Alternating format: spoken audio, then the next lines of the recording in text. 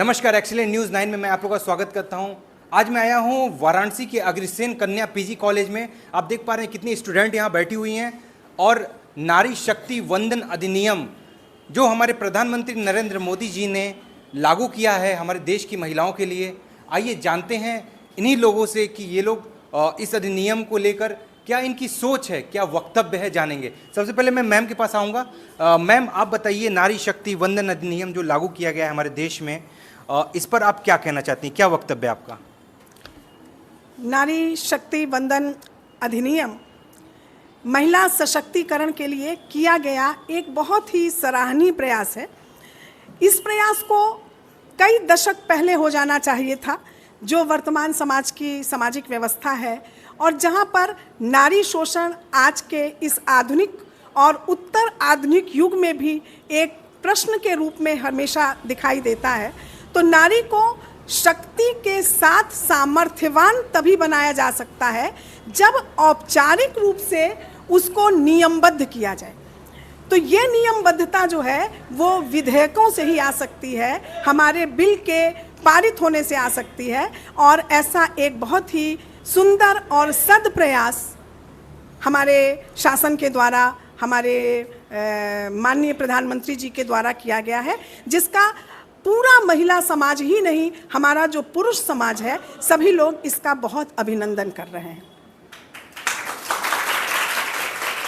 आइए एक मैम और हैं यहाँ, मैम से जानते हैं। मैम, आप बताइए कि जो 33% जो सीटें दी जा रही हैं महिलाओं को लोकसभा विधानसभा में जो दी जा रही हैं, तो इस पर आपका क्या वक्तव्य? क्या ये 33% सीटें अनफ है कि और भी होनी चाहिए?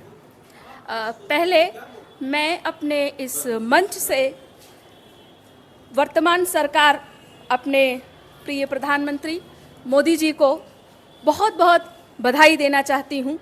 हमारा पूरा कॉलेज महिलाओं का कॉलेज है, लड़कियों का कॉलेज है और ये हमारी सारी भावी युवा हैं, ये सब भी बधाई देना चाहती हैं कि उन्होंने इस पर प्रयास किया और सिर्फ संकल्प नहीं लिया, उसको परिणाम तक पहुंचाया। पिछली सरकारों ने इसके लिए सिर्फ और सिर्फ अपने कुर्सी, पद, सत्ता के लिए केवल खेल करती रहीं, जबकि इसके लिए जो संपूर्ण प्रयास की आवश्यकता थी वो हमारे प्रधानमंत्री जी ने किया। इसके लिए हम लोग उनको बहुत बहुत बधाई देते हैं और हम ये मानकर चलते हैं कि आने वाले समय में भी ऐसे और महिलाओं के लिए जो अवसर मिलने की आवश्यकता होगी उसके लिए हमारी सरकार और प्रयास करेगी। धन्यवाद। मैम, एक क्वेश्चन आपने कंप्लीट नहीं किया। जो मैंने आपसे पूछा कि 33% जो सीटें दी गई हैं वो इनफ है कि इससे ज़्यादा होनी चाहिए? 33% जो सीटें दी गई हैं वो अभी वर्तमान के लिए इनफ हम कह सकते हैं, लेकिन इस पर और कुछ मिलने की आवश्यकता है। आइए यहाँ एक मैम और हैं, उनसे भी जानते हैं क्या सोच है। महिला सशक्तिकरण को लेकर आप क्या कहना चाहती हैं, कि अपना वक्तव्य दीजिए। भारतीय समाज में महिलाओं का स्थान और उनका हस्तक्षेप, चाहे शिक्षा हो, चाहे धर्म हो, चाहे राजनीति हो, हमें वैदिक काल से मिलता रहा है।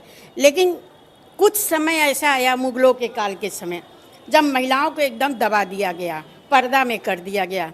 धीरे धीरे समय बदला, हमें आज़ादी मिली। 75 साल तक कांग्रेस ने, जबकि उसने 50-55 साल तक राज किया, और उसने बार बार 2010 की मैं बात कर रही हूँ, महिला बिल लाए और लाने के बाद 2013 में पुनः वो महिला बिल को पास कराने के लिए पुनः उठाया गया, लेकिन खुद लाते थे और खुद उसको हटा भी देते थे, गिरा भी देते थे। तो ये जो उनका नज़रिया था वोट बैंक का, वो बड़ा ही दयनीय था महिलाओं के लिए। आज जबकि 33% हमें मिला है, हमारी जो सहभागिता है वो 48% है आबादी के आधार पर, तो हमें सिर्फ 33 क्यों दिया गया? मैं तो कहूँगी क्या मैं बार बार लड़ती रहूँगी? मुझे इसी समय बराबर का अधिकार चाहिए था। कांग्रेस ने अपने यहाँ महिलाओं को अपने पार्टी में बहुत कम स्थान दिया, जिनसे उनको वोट बैंक का लाभ हो सकता था वही दिया, उन्हीं लोगों को दिया। लेकिन माननीय प्रधानमंत्री मोदी जी ने इस देश की महिलाओं के लिए सोचा और उसको सिर्फ 9 साल में, एक तरफ 55 साल, एक तरफ 9 साल का राज्य, और उन्होंने उसे पूरा कर दिखाया। जिस दिन ये बिल पास हुआ 3 दिन पहले, ऐसा लगा जैसे हम लोगों को कोई बहुत बड़ा जो है अचीवमेंट यानी कि बहुत बड़ी उपलब्धि हुई है। अब हमें माननीय प्रधानमंत्री जी से कहना है कि आप इसे 48% हमारी आबादी के आधार पर 50-50 करें, और जो किया है उनके प्रयास के लिए हम लोग माने देश की महिलाएं और हमारी छात्राएं जो युवा हैं, आगे आने वाले भारत के भविष्य जिनके कंधों पर होगा, वो जो है उनको एक बार नहीं कोटि कोटि नमन करती हैं। बहुत खुशी है इस बात से हम लोगों को। तो आइए जानते हैं यहाँ पे जो सारी स्टूडेंट बैठी हुई हैं, इनसे जानते हैं कि क्या जानती हैं यह नारी वंदन अधिनियम को। ये आप नारी वंदन अधिनियम के बारे में जानती हैं? यस सर, ये अभी कल लागू हुआ है। ये वैसे तो वेटनेसडे को ही हुआ था, लेकिन सर पूरी तरीके से कल हुआ है। और कल लोकसभा और राज्यसभा दोनों जो सदन है संसद के, तो फिर इसकी वोटिंग हुई तो 215 वोट मिले, और इसके विपरीत जो थे वो 0 वोट मिले हैं। तो ये कल हम लोग को फाइनली मिल गया। तो ये महिलाओं के लिए कितना सही है? आप लोग भविष्य हैं हमारे देश की, तो इसमें आप क्या कहना चाहती हैं कि क्या यह कितना सही है? ये 33% जो वोट मिला है, ये क्या सही है, और भी ज़्यादा होना चाहिए? सर अभी तो फिलहाल ठीक है, क्योंकि पहले तो हमें इतना चांस नहीं मिलता था वुमेन्स को। तो सर अभी तो मिला है कि वो जाकर संसद और लोकसभा राज्यसभा में वो अब कर सकती हैं, अपना प्रतिनिधित्व दे सकती हैं। तो सर अभी तो फिलहाल ठीक है, लेकिन फ्यूचर में इसको बढ़ाने की भी ज़रूरत होगी, और प्रधानमंत्री ये दिए तो उनके लिए बहुत बहुत शुक्रिया। शक्ति वंदन अधिनियम को लेकर क्या सोच है आपकी, बताइए। मोदी जी ने जो किया उसके लिए बहुत बहुत धन्यवाद। जो महिलाओं के उन्होंने प्रयास किया है, जैसा कि हमें पता है कि ये बहुत 3 दिन से ये चल रहा है।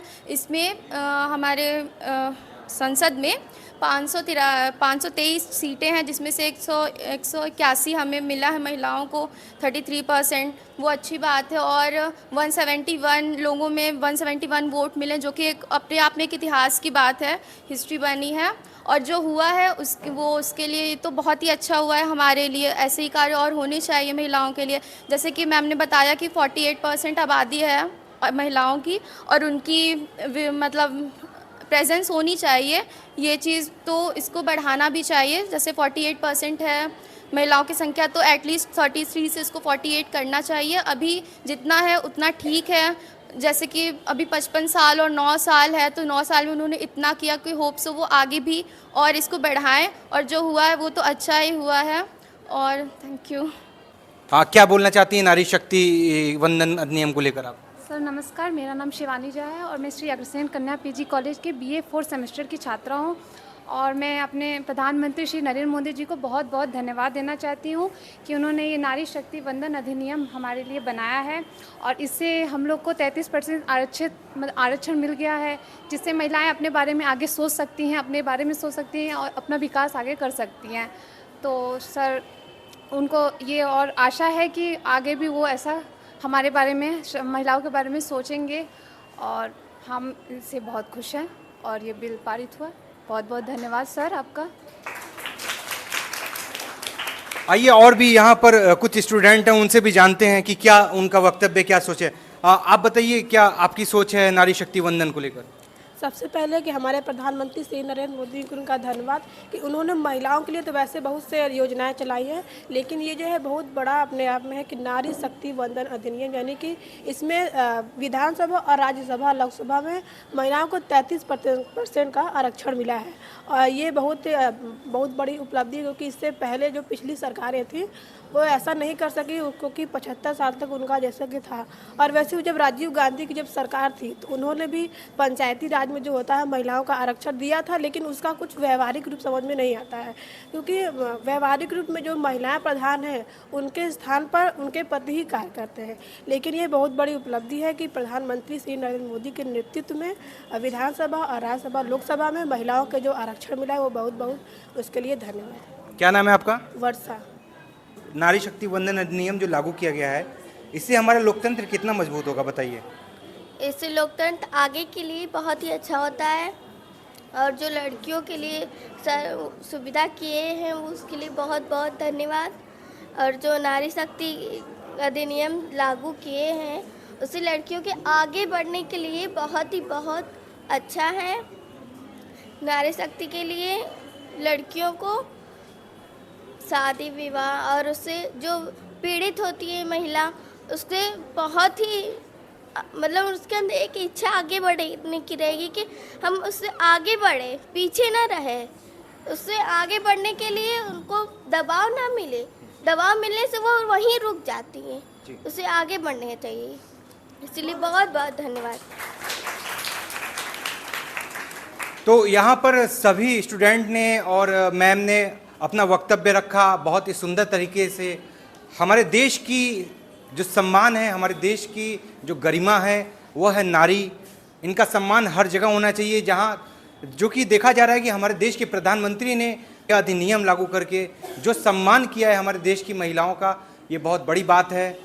कैमरा पर्सन साहिल सोनी के साथ मोहित सोनी, एक्सीलेंट न्यूज़ 9 वाराणसी। जय हिंद, जय भारत।